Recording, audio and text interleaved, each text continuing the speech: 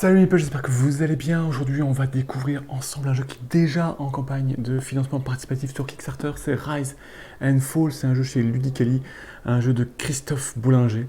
Un jeu où on va gérer un petit peu une civilisation. On va revenir sur ce thème parce qu'il est important. On va devoir construire un monde unique et puis essayer de gagner le maximum de points de victoire. Alors la campagne est déjà lancée, elle est déjà financée. Donc de ce côté-ci, pas de soucis, pas d'inquiétude. Le jeu sortira. Le jeu sortira aussi en boutique. On y reviendra aussi en fin de vidéo. Le jeu sortira en français. Ce que je vous propose, c'est qu'on découvre ensemble toutes les règles pour bien découvrir le jeu. Et puis ensuite, je vous donne un petit peu mon avis. Et puis, je vous explique un petit peu les différents pledges de la campagne. Donc dans Rise and Fall, on va prendre la tête d'une civilisation. C'est un jeu pour 2 à 4 joueurs, il y a donc 4 couleurs de civilisation. On retrouve un certain nombre de petits meeples, vous allez voir qu'ils sont très jolis. On aura tous des marchands, voilà, donc ce sont des petits meeples comme ça, avec en 3D. Donc 6 marchands, c'est important, vous allez voir pourquoi la suite. On va avoir 8 colons. Donc voilà, c'est un petit cheval avec sa petite carriole derrière lui.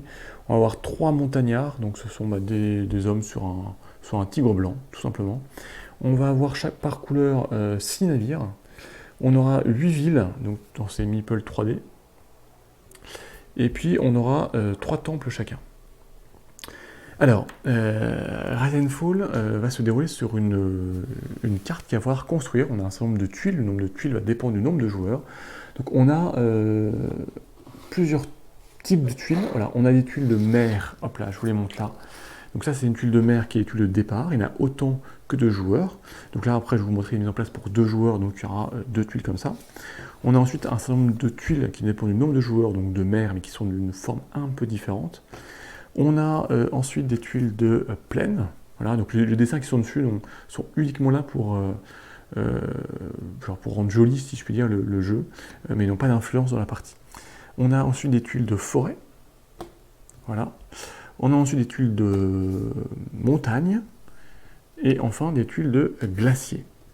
Donc, pour débuter Rise and Fall, on prend chacun une civilisation, donc on prend chacun une couleur, donc ça peut être les verts, ça peut être les jaunes, ça peut être les rouges, ça peut être les bleus.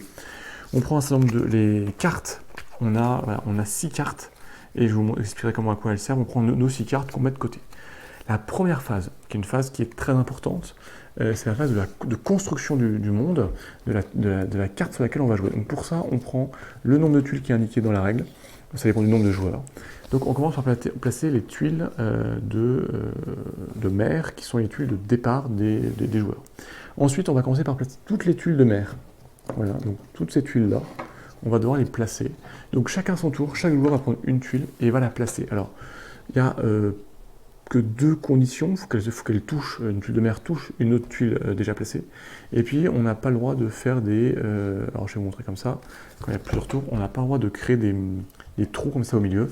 Il faut que tout soit comblé. Donc là, on va commencer par placer toutes les tuiles de mer.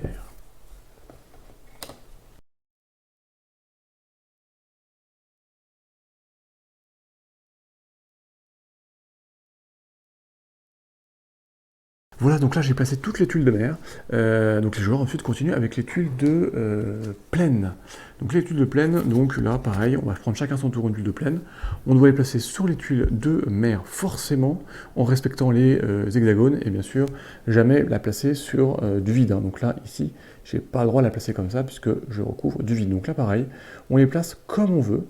En revanche là, on peut faire des îles, on peut faire une seule terre, on peut faire des îles par ici si j'ai envie. Enfin, là, vraiment, c'est libre cours aux joueurs, surtout en début de découverte du jeu où on ne sait pas forcément comment ça va se passer ensuite.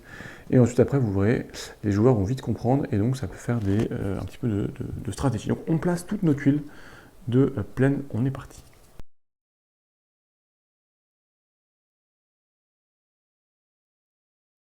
Voilà, donc là, j'ai fait une grande île et puis 2 petites îles. Ensuite, on passe aux tuiles de forêt. Donc pareil, les joueurs récupèrent les forêts.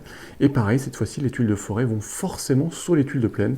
Donc ça va commencer à monter en hauteur. Et donc, de la même manière, les joueurs placent toutes leurs tuiles forêt, une par une.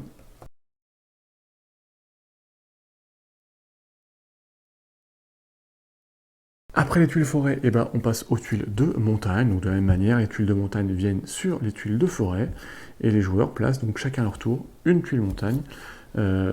Et en faisant donc grimper tout ça. Et après, on passe pareil aux tuiles de glacier. Les tuiles de glacier, il y a toujours le même nombre que le nombre de joueurs. Donc ici, c'est une mise en place pour 2 joueurs. Donc on a 2 tuiles de glacier, par exemple. On va pouvoir se mettre comme ceci. Voilà. Et donc ça, c'est votre carte pour la partie, votre map du monde. Donc vous pouvez vraiment voir que là, déjà, la map, elle va évoluer à chaque monde. Vous allez pouvoir créer des îles, vous allez pouvoir créer, au contraire, une seule île très regroupée avec plein de forêts, enfin, vraiment plein de choses différentes. Ensuite, chacun donc récupère sa couleur et commence la partie avec un navire, un colon, et puis une ville. Donc voilà, chacun récupère ça. Donc on va prendre ici pour le joueur jaune, pareil, une ville, un navire et puis un petit colon. Et donc là, et bien chacun à son tour, on va placer un de ces meeples sur la carte. Alors, quelques règles. Le navire, il va forcément sur une zone de mer. On ne peut pas mettre 2 meeples sur une même case, hein, donc voilà, par exemple. La ville, elle vient forcément sur la plaine, la forêt de la montagne. On va pouvoir mettre une ville sur un glacier. Donc par exemple, je vais me mettre ici, et le joueur vert va se mettre ici. Et puis, pareil pour le colon qui lui se place en forêt ou sur une plaine. Donc par exemple, ici et ici, par exemple. Vraiment un peu au hasard. Une fois qu'on a fait ça, on récupère nos cartes. Alors les cartes, on a 6 cartes, et chaque carte est liée à une de nos unités, à un autre type d'unité. Donc on a une carte pour les marchands, une carte pour les colons, une carte pour les montagnards, une carte pour les navires, une carte pour les villes, une carte pour les temples. Et on a toujours en main les cartes des unités qui sont déployées. Donc on débute la partie avec 3 cartes en main, une carte navire, une carte marchand, une carte navire, une carte colon et une carte ville. Vos 3 autres cartes, donc des autres unités qui ne sont pas encore déployées, vous les mettez de côté, c'est votre réserve. Ensuite, on passe donc là, maintenant à la dernière phase, qui est la phase de jeu, la phase d'action, qu'on va jouer jusqu'à la fin de la partie. Alors déjà, comment va se terminer la partie? C'est ici, vous avez des trophées. Vous avez exactement 6 trophées. Et en fait, vous avez un trophée par type d'unité toujours. Donc à chaque fois qu'un joueur va déployer tout un type d'unité, donc par exemple lorsque le joueur va déployer tous ses temples sur la carte, le premier joueur qui fait ça, il gagne le trophée du temple, hop là, qui est en haut, ici par exemple. L'ordre n'a aucune importance. Il gagne le trophée qui va lui octroyer des points de victoire en fin de partie. Et il garde ça pour lui, et on remonte tous les trophées.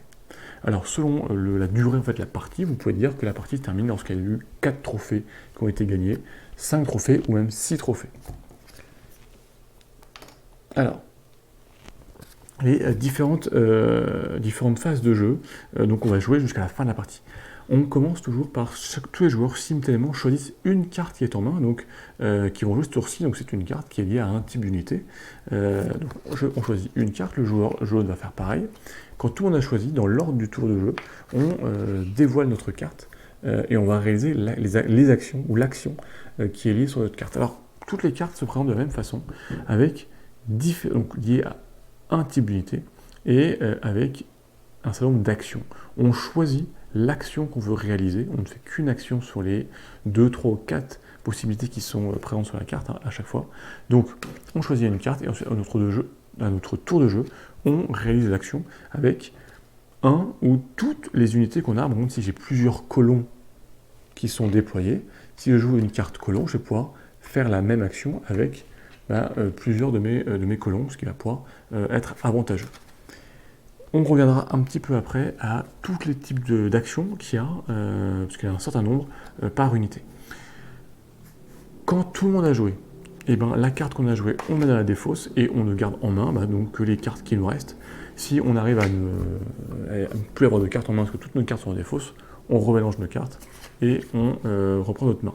Si au cours du jeu, on déploie un nouveau type d'unité, donc par exemple ici, je déploie pour la première fois un marchand, on verra comment, de quelle façon, et je viens prendre la carte marchand qui est dans ma réserve et je la mets dans ma main, comme ça après je pourrais enclencher et je pourrais activer, je dirais, les marchands que j'ai pour pouvoir l'utiliser dans ma partie. Donc quand on a tous joué nos actions, on passe à une phase donc, de déclin. En fait, cette phase de déclin, c'est on regarde si au cours du tour, il y a un trophée qui a été pris par un joueur, parce qu'il a donc déployé tout un type d'unité pour la première fois, donc il prend le trophée. Et ce qui se passe, c'est que tous les joueurs sont obligés à ce moment-là, si un joueur a gagné un trophée pendant ce tour-ci, sont obligés de défausser, de retirer une carte qu'ils ont en main ou une carte de leur défausse. Ils choisissent, ils prennent une carte et ils la mettent au rebut. Et donc ils ne peuvent plus l'utiliser.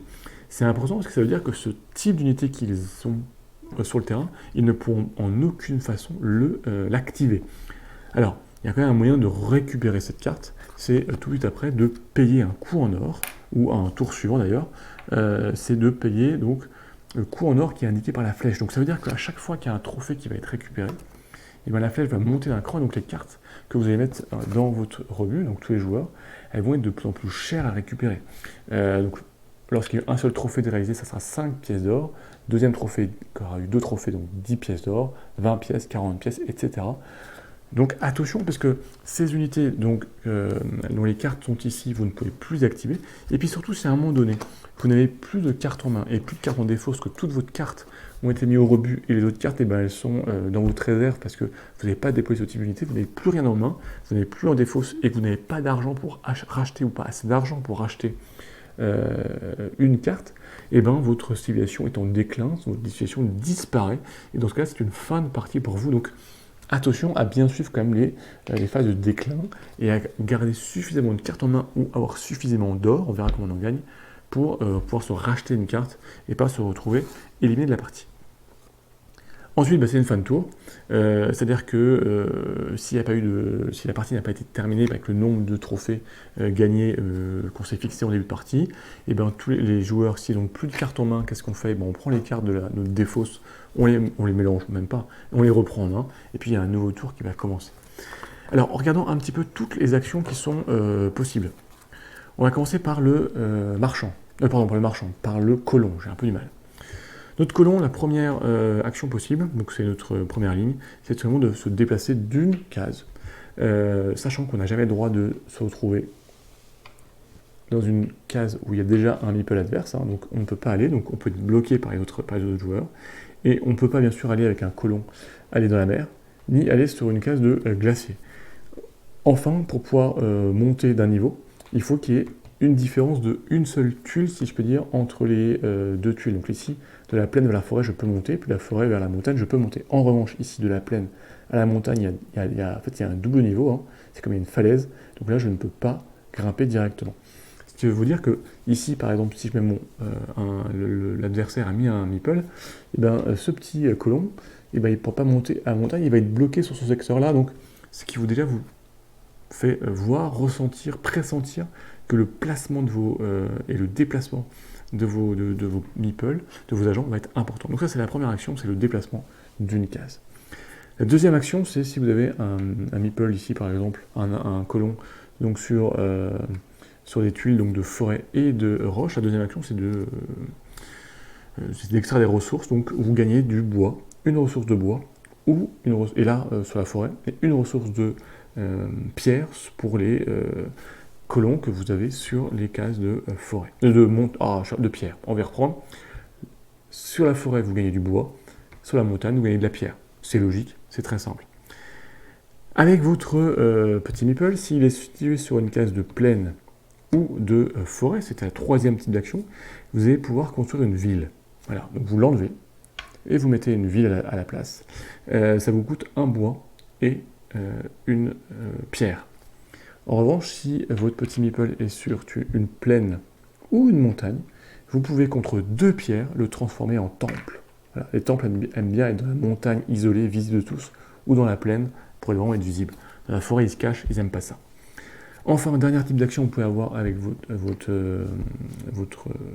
colon, c'est de le transformer en bateau. Pour ça, il faut être à côté d'une case de mer, et là, vous le transformez pour un coup de 1 bois, vous le transformez en bateau, et vous mettez sur une case qui est adjacente là où vous étiez.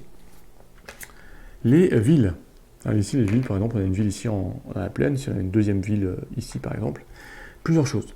Les villes, vous pouvez faire elles s'étendent, une extension, on va dire, et donc ben, il y a la croissance. Donc vous pouvez produire un colon donc, par ville en le mettant donc, sur une tuile adjacente qui ne soit pas de glacier et qui ne soit pas de mer.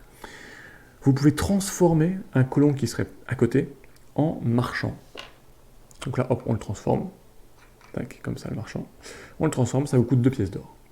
Vous pouvez le transformer un colon, sinon en montagnard. Ça vous coûte 1 pièce d'or. Donc là, vous transformez votre colon en montagnard. Enfin, vous pouvez faire la dîme, donc récolter plutôt les impôts. Donc là, on regarde où sont placées vos villes et vous récoltez de l'argent. Donc vous récoltez 2 pièces d'or pour les villes qui sont sur les plaines, 3 pièces d'or pour vos villes qui sont sur la forêt, et 1 pièce d'or pour les villes qui sont dans la montagne. Si on regarde vos bateaux, les différents types d'actions qui sont possibles, c'est le déplacement. Alors là, le déplacement, par contre, pour un bateau, il peut se déplacer d'autant de cases qu'il veut dans une région de mer. Donc la mer, c'est toutes les zones qui sont reliées. Il ne peut pas franchir comme ça au-dessus de l'eau. Donc il peut même passer au-dessus dans les tuiles qui a des adversaires, il n'y a pas de souci, du moment qu'il termine dans une tuile, dans une case où il n'y a pas d'autres adversaires. Donc ça, c'est le déplacement, le bateau est très rapide, il peut aller là où il veut. Vous pouvez transformer un bateau à côté d'une plaine en ville, donc en temple ou en ville. Donc si vous le faites, vous enlevez votre bateau, et puis donc le temple, ça vous coûte deux ressources de pierre, alors que la ville, ça vous coûte une ressource de pierre. Vous pouvez aussi transformer votre bateau en colon. Voilà, en colon. Donc sur une tuile de plaine ou de forêt, gratuitement, et dans ce cas, vous retirez votre bateau. Ou vous pouvez le transformer en marchand pour un coût de 2 pièces d'or, à côté d'une ville que vous avez. Donc ici, je peux transformer en marchand. Et le marchand, c'est le seul, on verra après, qui peut être sur une tuile de ville. C'est le seul. Enfin, il peut commercer le bateau. Donc ici, le bateau, il commerce. Et donc là, on regarde toutes les tuiles qui sont adjacentes à la zone de mer où il se trouve. Donc on va prendre un exemple. Ici, on va être une tuile, on va être des villes. On regarde les villes qui sont donc sur ces cases qui sont adjacentes à la zone de mer où il commerce. Et il gagne 3 pièces d'or pour les villes qui sont présentes, qu'elles soient des villes de sa couleur ou d'une couleur adverse. Donc par exemple, ici, si le joueur vert avec son bateau, il décide de commercer dans cette zone de mer, il gagne 3 pièces pour celle-ci, 3 pièces pour celle-ci, il gagne 6 pièces d'or. Justement, les marchands, puisqu'on en parlait. Les marchands, ils peuvent se déplacer de 1 à 4 cases, mais jamais dans les glaciers et jamais en mer. Ils peuvent passer à travers les autres pions, qu'ils soient de votre couleur ou non, et ils peuvent même terminer dans une ville adverse ou dans votre propre ville. C'est le déplacement. Ensuite, il peut donc commercer. Donc, il gagne, il gagne 3 pièces d'or. On regarde on va se mettre comme ça. On regarde toutes les cases qui sont adjacentes à sa position et la case où il se trouve. Il gagne 3 pièces d'or pour chaque ville de sa couleur, donc dans les zones qui sont adjacentes, dans les cases adjacentes ou là où il est, ou 5 pièces d'or, et 5 pièces d'or même pour les villes qui sont d'une couleur adverse adjacente. Donc là, si le joueur vert il commerce avec son petit meeple de marchand, il gagne 3 pièces d'or grâce à cette ville-là, plus 5 grâce à la ville jaune, il gagne 8 pièces d'or. On peut commercer. Donc il peut revendre donc, des ressources que vous avez, donc de la pierre ou de bois contre 5 pièces d'or, ou en acheter pour 5 pièces d'or. Enfin, donc un marchand peut se transformer en navire. S'il est sur une case de plaine, il se transforme en navire. Donc hop là, on le retire. On met un navire donc, sur une case adjacente pour un bois. Les temples, donc là on a placé des temples. À quoi servent les temples? Les temples, ils servent en fait à convertir les unités adverses. Donc quand les unités adverses sont à côté de votre secteur, on va prendre un temple jaune par exemple, ici, pas la forêt, forcément la montagne, il va pouvoir convertir les unités qui seraient à côté. Donc là, voilà, si j'ai un marchand qui est à côté, si j'ai un montagnard qui est à côté, etc., il va pouvoir les convertir. Donc le colon qui est à côté, s'il le convertit pour changer dans sa couleur, ça lui coûte 2 pièces d'or. S'il convertit un montagnard, ça lui coûte 3 pièces d'or.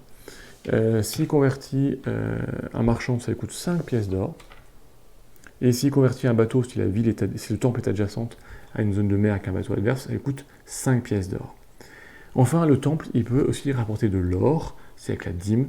On regarde dans les tuiles qui sont adjacentes, on regarde toutes les pièces de sa couleur. Voilà, donc là, Voilà, il y a les pièces de sa couleur, et ça lui rapporte 2 pièces d'or par pièce de sa couleur. Donc là, si on est comme ça me rapporte 2 pièces, 4 pièces, 6 pièces, 8 pièces. Voilà, ça peut donc de l'or, ça peut être intéressant et important. Il vous reste les montagnards. Alors les montagnards, c'est les seuls qui peuvent aller dans la montagne en particulier.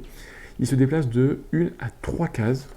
1, 2, 3. Sauf case de mer, bien sûr, donc eux que sur la terre. Donc ça, c'est la première action. La deuxième action, c'est l'action de production.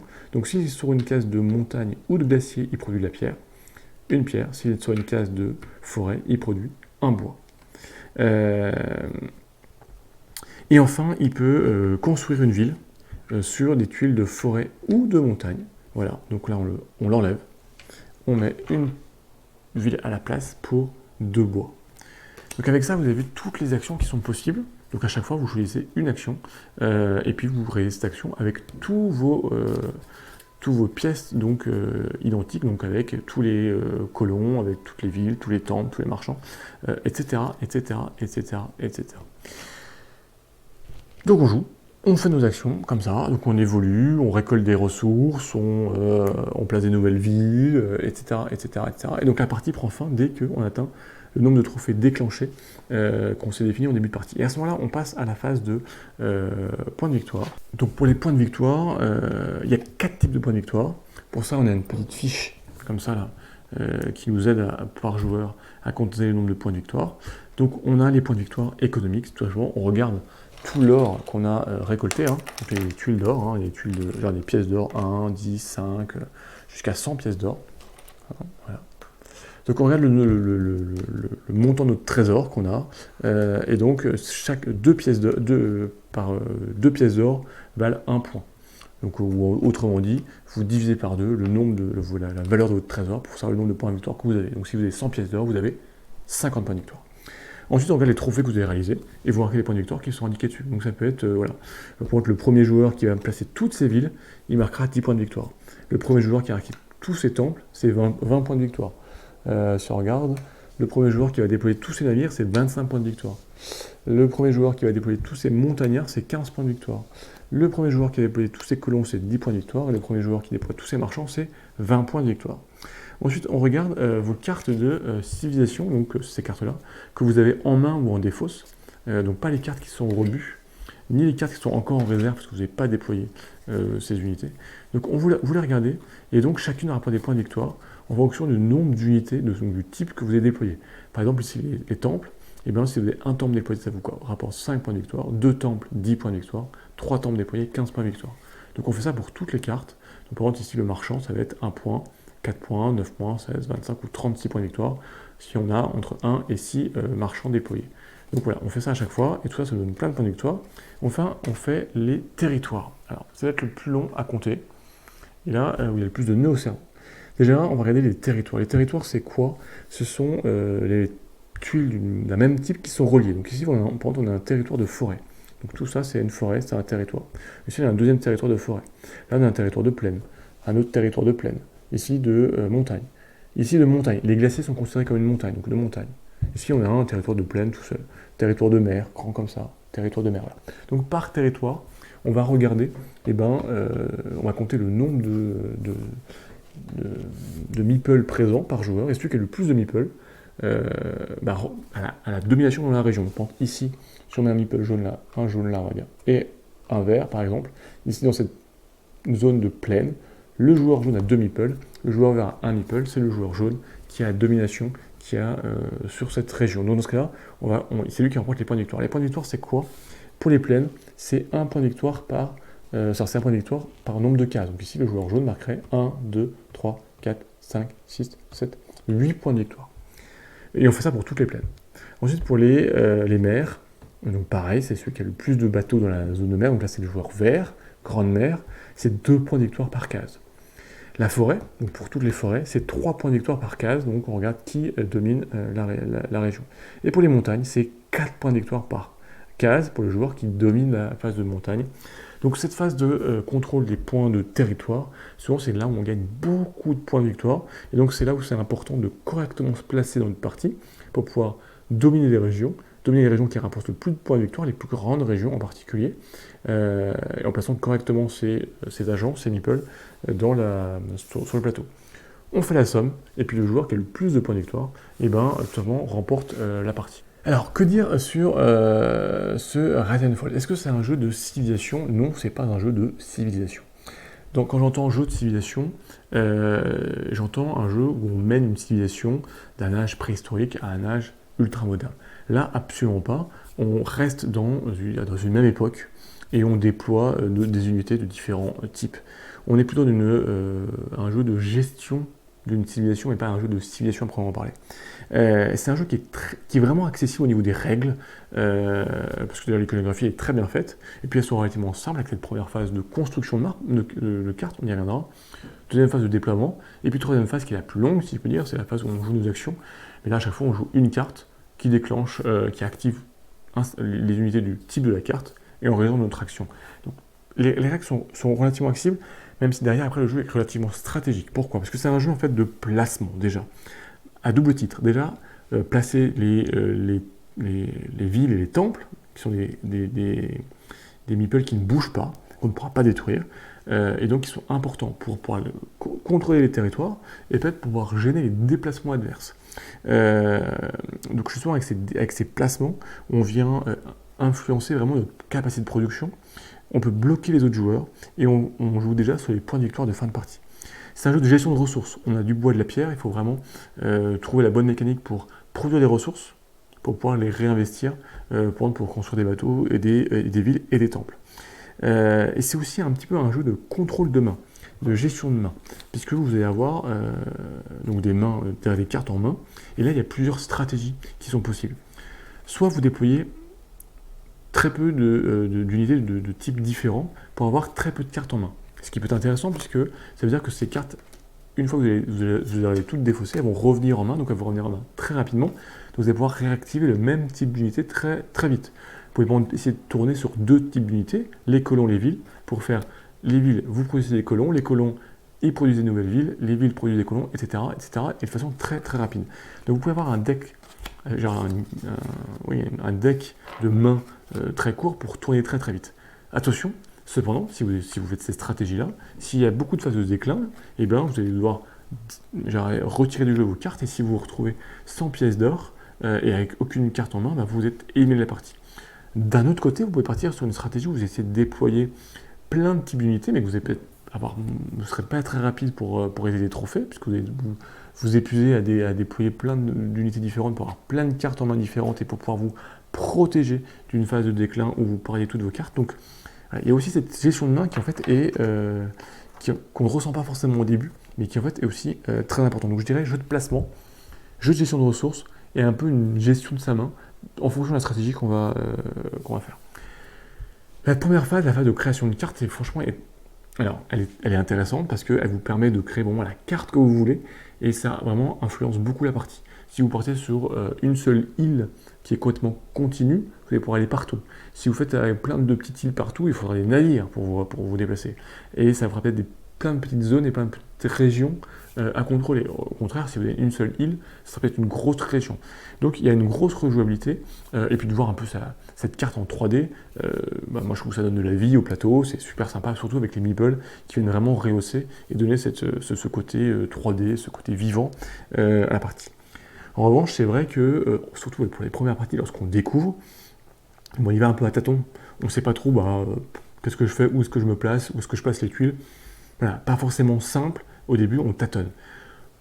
Éventuellement, et ça j'ai pas vu dans les derniers éléments de la campagne, ça pourrait être intéressant dans les règles d'avoir des maps presque préconstruites pour pouvoir orienter le joueur et que voilà, les premières parties soient des parties de découverte, donc avec des cartes qui soient relativement homogènes et qui permettent à tout le monde de prendre du plaisir de découvrir le jeu, même jusqu'au déploiement de nos premières unités, parce que le déploiement est très important. Si on place une unité dans un cul-de-sac parce qu'il n'y a que des falaises autour de nous ou des unités adverses qui nous bloquent, et notre unité est complètement bloquée et on ne peut rien en faire. Et donc ça peut vraiment ternir l'expérience de jeu. Donc c'est pareil sur le placement de départ. D'ailleurs c'est conseillé dans les règles de se placer vraiment, de s'étendre au maximum et de surtout pas se placer à côté d'un autre joueur parce qu'on risque d'être bloqué. Sur les phases de jeu, enfin sur la phase de jeu, lorsqu'on joue les cartes, ça peut paraître répétitif. Je dis bien ça peut paraître. Parce que tout va dépendre de votre stratégie en fait.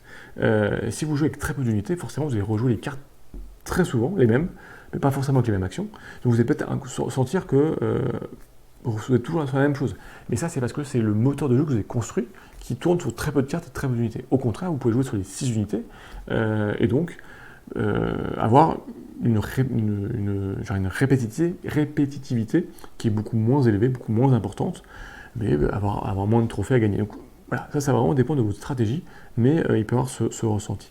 Sur le matériel, c'est que du prototype, le matériel, et pourtant déjà les meeples sont juste géniaux. Moi je trouve qu'ils sont très jolis, très beaux, très détaillés. Ils rendent super bien. C'est qu'à la fin on a un plateau de jeu devant nous qui est juste génial et qui permet vraiment de s'immerger, si je peux dire, et de se lancer dans les parties. Donc voilà, Resident Evil, franchement, allez jeter un petit coup d'œil. Moi je trouve qu'il a un côté intéressant. Mais par contre, c'est pas un jeu de civilisation. Si on se dit, ouais, c'est un jeu de civilisation, on va monter. Non, c'est un jeu de gestion de civilisation plutôt, je dirais. Alors, le terme n'est pas tout à fait bien. C'est un jeu de gestion de ressources, un jeu de placement. Le placement est super important. Les placements de départ sont super importants. Et puis, les placements en cours de partie, comment je viens bloquer un adversaire, etc. Il y a que des placements qui ne sont vraiment pas à négliger. Au niveau de la campagne, allez voir parce qu'il y a des choses intéressantes, parce que le premier pledge à 8 euros. À 8 euros, vous n'aurez pas le jeu, mais vous aurez le jeu vidéo, genre le jeu digital. Donc ça peut être intéressant de vous orienter vers ça, si vous voulez avoir, passer un moment sur votre téléphone, ou plutôt sur un ordinateur, 8 euros. Sinon, vous avez un pledge à 59 euros. Celui-là, je ne le conseille pas forcément, parce que c'est un pledge en fait qui est boutique. C'est-à-dire que vous n'avez pas de stretch goal. Vraiment, c'est un peu dommage de participer à une campagne Kickstarter sans aller chercher les stretch goals qui sont un peu plus qui vous sont offerts. Il a le mérite d'être là, à voir. Ensuite, vous avez deux pledges à 89 euros et à 125 euros. Donc en fait, ce sont des pledges avec tous les stretch goals. Et puis la différence entre les deux, c'est sur les meeples. Ils sont à 25 euros, ils sont encore plus beaux, plus jolis. Donc ça va dépendre un petit peu de votre portefeuille. Et puis on add-on, sachez qu'il y a un mode solo disponible. Donc pour les joueurs solitaires, ils vous ont pas oublié. On peut rajouter un petit peu d'expérience de jeu. Donc voilà, donc allez voir, il vous reste une dizaine de jours, ça se termine je crois que c'est le 13 octobre de mémoire, donc ça termine mi-octobre. Donc allez voir, Christophe Bollinger, on le connaît pour un certain nombre de jeux, je crois que c'est Live in Planet, et puis d'autres jeux. La Galapagos, je ne l'ai plus en tête, vous allez retrouver, mettez-le-moi en commentaire. Bon, un certain nombre de jeux, et puis bien connu. Il a ses fans, il y en a qui aiment moins bien. Voilà, allez voir ce petit jeu. Ça demande un petit peu d'investissement parce que en fait les premières parties sont vraiment des parties de découverte, vous ne ferez pas forcément des gros scores, vous allez vu voir que votre stratégie n'est pas la bonne, vous n'avez pas monté la bonne mécanique, la bonne moteur de ressources, de production de ressources. Donc on va un peu tâtonner et au bout de 3, 4, 5 parties, vous allez pouvoir développer des différentes stratégies et là vous prendrez beaucoup plus de plaisir de jeu si ce type de jeu vous plaît bien sûr. Donc allez voir, c'est en cours de financement et puis c'est des questions sur les règles qui sont franchement super simples. Et vous les posez en commentaire, je vous répondrai sans souci. Le but c'est que vous puissiez vous faire votre idée, savoir si vous participez à la campagne, si vous pledgez ou si vous attendez d'autres jeux parce que Rise and Fall n'est pas fait pour vous. Voilà, il en faut pour tous les goûts et ça qui est sympa. Portez-vous bien, j'espère que ça vous a plu, que ça va répondre à toutes vos questions, que ça vous a éclairé. Et puis nous, on se retrouve très très vite pour de nouvelles vidéos. D'ici là, portez-vous bien. Ciao les meeples.